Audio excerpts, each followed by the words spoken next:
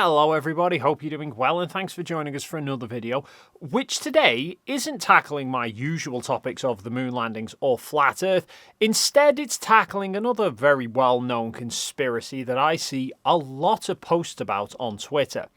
Though I do have to just be a little bit cryptic with how I approach this one, because it seems videos about this particular topic tend to get in trouble with YouTube. Thankfully, I don't need to talk specifically about the event in order to tackle the posts that I see.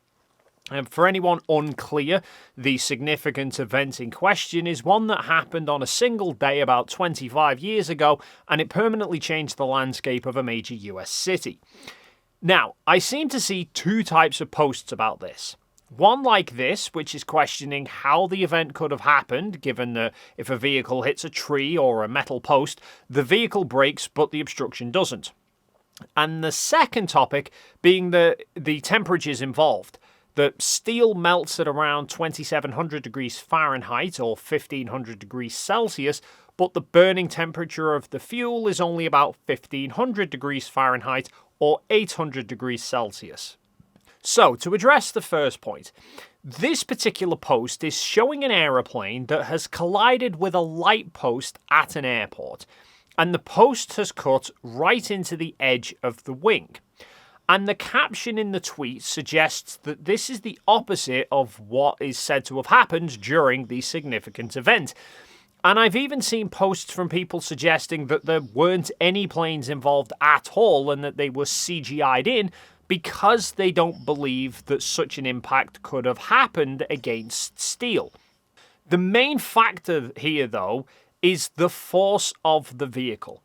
The aeroplane here is at an airport. Specifically, it's Chicago O'Hare, and the plane had just landed and was taxiing to a parking bay when it was instructed along the wrong taxiway that was too narrow for the plane, and so its wing subsequently hit a lighting pole.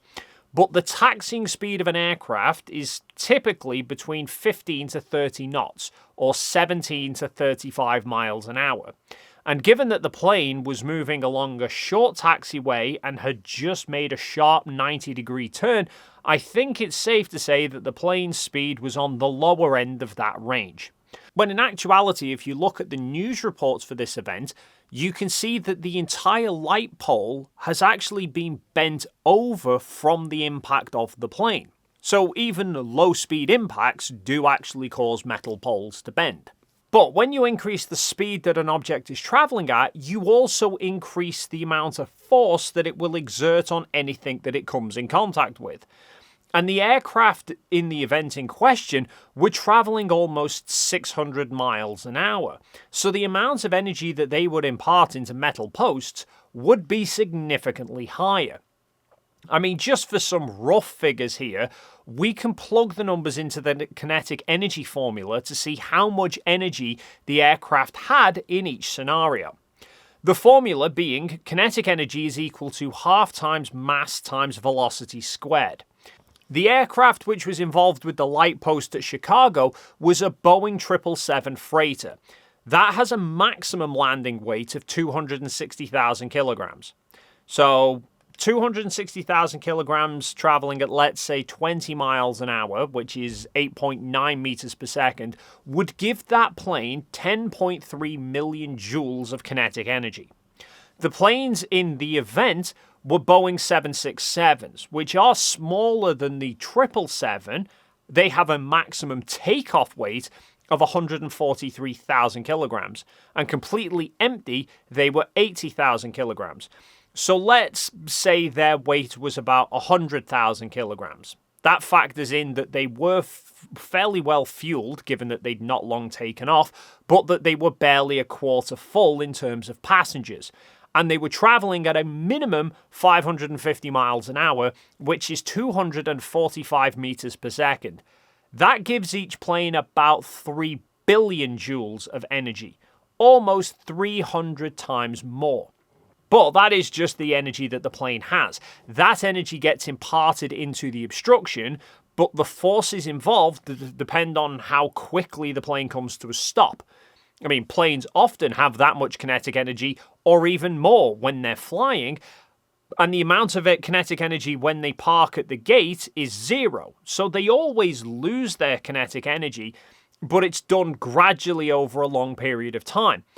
If the obstruction stops the plane abruptly, then there's much more force involved. I.e., if you jump headfirst into a swimming pool, you get a gradual deceleration. But if you dive headfirst onto a frozen lake, you don't. Now, unfortunately, I wasn't able to find any figures for the forces or deceleration rates of the plane at Chicago, but I did find a paper suggesting that the impact during the significant event was some 7,000 tons of force. But I realise just saying that and giving some rough figures isn't going to jive with a lot of people, because they'll argue, well, if the metal wins against the plane when it's taxiing, then the metal would still win against the plane when it's flying. So, if you'd like a more practical demonstration of how this can work, look at card throwing.